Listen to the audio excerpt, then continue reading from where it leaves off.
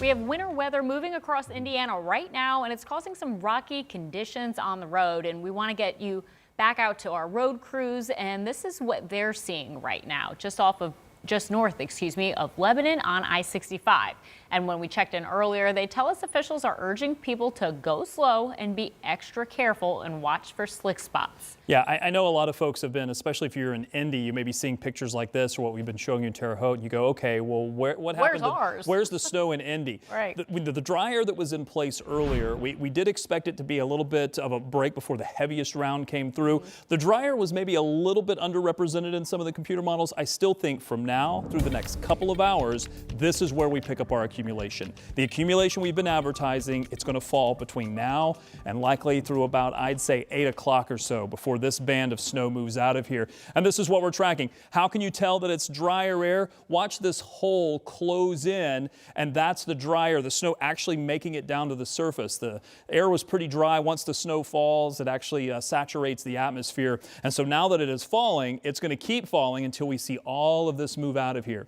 And I think that's probably going to take at least maybe 2 or 3 hours.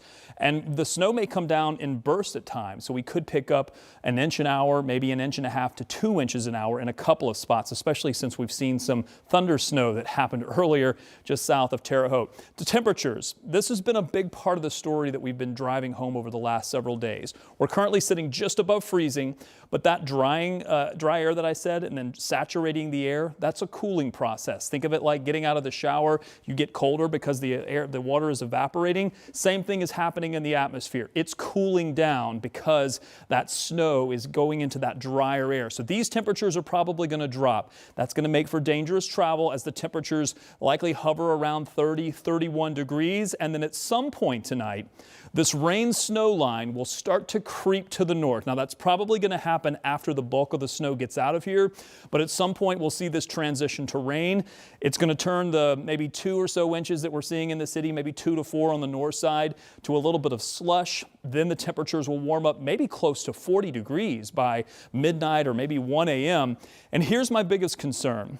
Regardless of whether it's 2, 3, 4 inches of snow that we see across the area, maybe some 4 to 6 inch amounts farther to the north, once this melts a little bit, and then very quickly, within about 6 hours, we drop down about 10 degrees. All of that could flash freeze, and we really could be talking about some slick spots in the morning with a lot of black ice possible. Any melting could refreeze.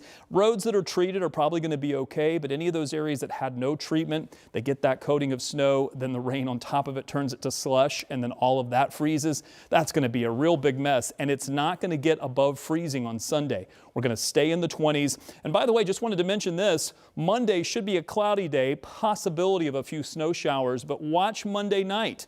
Another system comes in and brings us a chance for snow just in time for the morning commute. So morning commute on Tuesday I think is going to be a problem. Monday for now is looking okay, but certainly a cold day.